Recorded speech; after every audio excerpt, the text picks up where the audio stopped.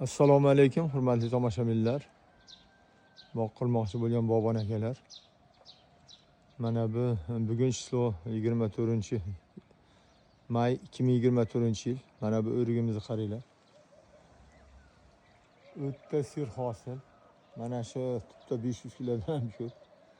Qaranglar, eng yo'g'on o'sha nima shoxlari ham mana egilib ketgan, e'tibor beringlar.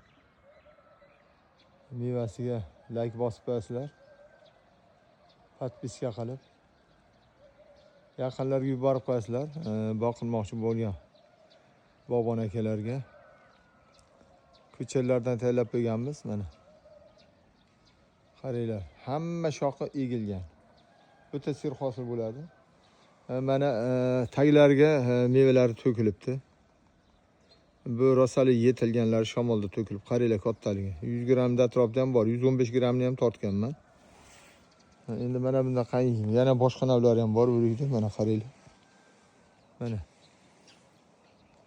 O'ta sir hosil. Bu ham Italiyadan olib keltirilgan mana shu o'riklar. Ko'chalar keraksa bemalol murojaat qilaverasizlar. Bundan tashqari har xil mevali daraxtlar ko'chalar bor. Mana noklarimiz 2-yilda meva qilyapti. 2-3-yilda meva qilaveradi. Har xil olmalar bor, Pink Lady, Gala Devi deganlari.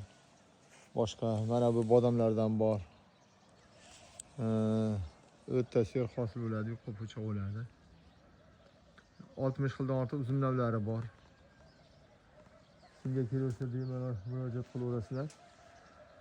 Sog' bo'linglar, boq qilinglar, boy bo'linglar, ehsonlar ko'p qilinglar. Mana. Hamma shoxi egilgan, e'tibor beringlar. Agar mana so'r tok bo'lmasa, bundan ham egilib ketadi pastga. Rahmat e'tiborlaring uchun.